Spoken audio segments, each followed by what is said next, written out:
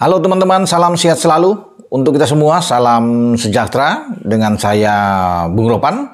Dan kita akan bicara tentang tim nasional kita yang sejak kemarin itu ada 28 nama, yang sebenarnya tadinya 27, sekarang 28 nama yang sudah banyak beredar ya di medsos, dan itu sudah kelihatan sekali ada beberapa perubahan memang. Pemanggilan pemain yang dilakukan oleh Shin Tae-yong sebagai pelatih kepala tim senior, karena kita akan menghadapi Vietnam dalam 2 pertandingan tanggal 21 dan 26 Maret yang akan datang, pertama di GBK dan yang kedua di Stadion Maidin di kota Hanoi. Dan apakah ada kejutan dari nama-nama? Saya pikir tidak ada sama sekali, kecuali memang ada 4 pemain abroad kita, ya pemain naturalisasi yang nantinya akan mengawali debut untuk tim nasional kita. Ya, mereka adalah Tom Hae, ada Ragnar Oratmangun, Jai Itses, dan Nathan Cho. Nama-nama mereka masuk di dalam list 28 pemain. Ya, jadi saya pikir ini wajar ketika mereka masuk, karena bagi Ragnar dan Tom itu sedang bergulir proses mereka. Nantinya akan segera diambil sumpah dalam waktu dekat pada tanggal 12 nantinya. Dan mereka resmi mendapatkan paspor KTP sebagai warga negara Indonesia, termasuk dengan penjaga gawang Martin Paes. Tapi Martin Paes tidak dipanggil, tidak disertakan oleh STY di dalam 3 kiper yang sudah diumumkan, dan pasti teman-teman sudah tahu sejak kemarin itu. Tapi ada case sedikit dengan Martin Paes. Martin Paes ini akan tetap berlanjut pengambilan sumpah dia, namun dia akan menyelesaikan, ya ada sedikit aja masalah dia untuk dibicarakan dengan FIFA, dan itu pasti akan selesai, dan sudah dipastikan Martin Paes ini akan bermain pada bulan Juni yang akan datang, di saat kita menjamu Irak dan menjamu Filipina. Nah, dari nama-nama pemain lokal atau pemain-pemain yang ada di Liga 1 pun tidak ada yang kejutan-kejutan atau pemain baru sama sekali akan mengawali debut di tim nasional.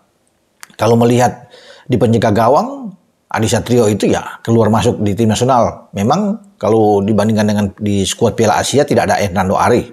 Mungkin di sini STY akan menjaga kebugaran dari pemain Persibaya tersebut di posisi penjaga gawang, karena kita tahu penjaga gawang utama adalah Hernando Ari dan namanya tidak ada. Syahrul Trisna juga tidak ada. Ya, yang ada Muhammad Riyandi, Nadeo, dan juga dengan Adi Satrio. Ya, jadi tidak ada kejutan sama sekali di posisi ini. Ya, kemudian di lini belakang, ya hanya Sain Patinama yang dicoret karena memang mengalami cedera, tidak ada. Dan di belakang sama sekali kejutan untuk pemain baru itu tidak muncul. Ya, Wahyu Prasetyo, ada Edo, itu semua pemain yang lama. Rido juga main lama. Ya, kemudian 2 pemain kita yang bermain di luar negeri, pertama Arhan di Suwon dan kemudian Asnawi di Port, itu juga adalah pemain-pemain yang saya pikir ikut di Piala Asia. Ya, kita mengharapkan ada pemain baru, tapi ternyata semua ini adalah jebolan dari Asia, kecuali di belakang memang saya bilang di awal tadi, Jai Itses dan Nathan Cho ini adalah debutan yang ada di belakang. Di tengah juga tidak ada kelihatan nama-nama baru. Ya, Adam Alis kecuali tidak ada di sana, dicoret oleh STY. Ada yang berharap bahwa satu pemain lagi untuk bisa masuk seperti Arkan Fikri, pemain muda kita, juga tidak nampak di sana. Ya, jadi memang tidak ada sesuatu hal yang baru di sini sama sekali. Ya, Tom Hae pasti, karena ini akan mengawali debut. Rahmat Irianto yang dipikir untuk masuk lagi tidak nongol namanya, ya ditepikan oleh STY. Dan di tengah itu ya nama-nama yang sudah kita tahu, ya termasuk yang dipertahankan oleh STY. Egy dan Witan juga ada di dalam, Ricky Kambuaya juga ada di dalam skuad, ya. Termasuk dengan Marcelino Ferdinand, ya, yang bermain di Dains. Ya, di lini depan juga hanya satu yang bergeser, yang tidak dibawa, dan memang dicoret karena memang tidak punya alasan kuat untuk bisa diambil, yaitu Dendi Sulistiawan. Ya, tadinya ada 5 striker ke Piala Asia, sekarang cuma ada 4, dan Ramadan Sananta, Hoki Caraka, Dimas Derajat, dan Rafael Stroik yang masuk, yang tetap bertahan dari Piala Asia. Satu lagi nama baru yang masuk adalah Ragnar Oratmangun ya, yang ada di dalam ya. Jadi tidak ada kejutan di sana. Kalau bicara dengan Yance dan Jakob, ya Jakob kita tahu bawa ke Piala Asia. Yance tidak dibawa saat itu, tapi dia sudah masuk ke luar tim nasional dan dia dipanggil lagi kembali saat ini. Sadil Ramdhani yang dicoret tidak masuk juga memang dalam skuad, tidak diambil lagi. Orang yang bisa berpikir di sini ya kemungkinan besar bahwa Stefano Lillipali akan ikut dipanggil karena banyak yang maksudnya pemain yang bagus di Liga 1. Ya, bagaimana bisa mencetak sampai 11 gol, ada 16 assist yang ada di sana, tapi STY tidak memasukkan nama Stefano atau Vano ini pemain dari Borneo di dalam skuad. Ya. Namun kalau secara keseluruhan saya lihat ini tim yang mengerikan memang dengan kehadiran Ragnar, Tom, Jai dan juga Nathan di sana, semakin membuat Vietnam akan ketar-ketir di sini, tapi tetap kita harus waspada dengan Vietnam. Bukan tidak mungkin juga ada kejutan-kejutan lain yang akan dibuat oleh Vietnam ketika akan menghadapi Indonesia. Namun pasti mereka sudah mendengar bahwa setelah Jai sudah nanti akan diambil sumpah adalah Ragnar ya, dan Tom Hai. Di samping juga akan menyusul Nathan Cho. Ya, Martin Paes memang akan ambil sumpah juga. Namun belum bisa bermain dalam waktu dekat.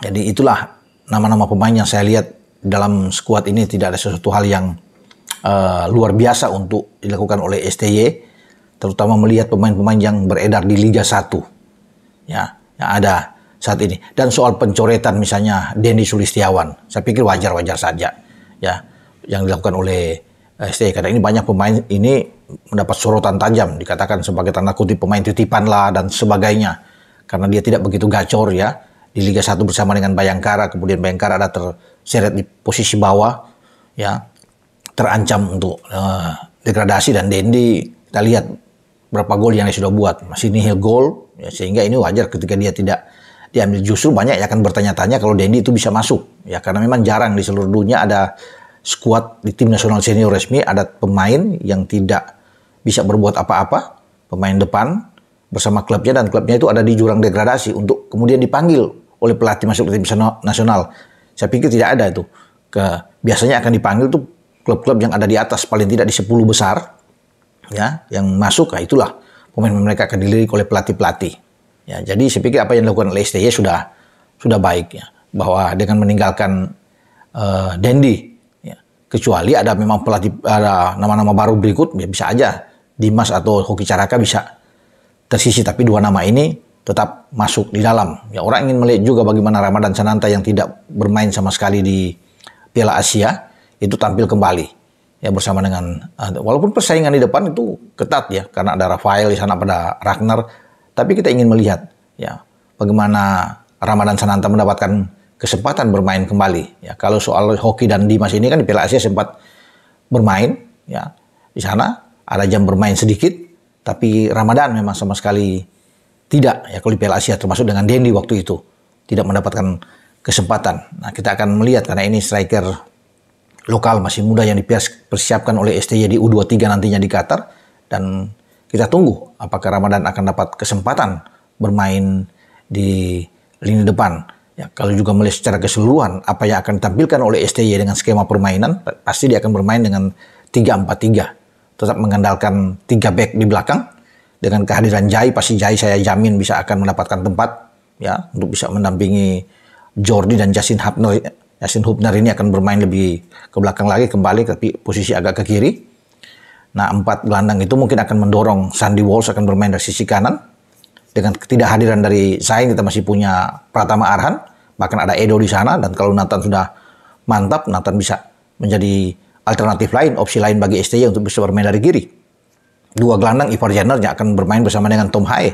Saya pikir sudah pasti menurut saya ya.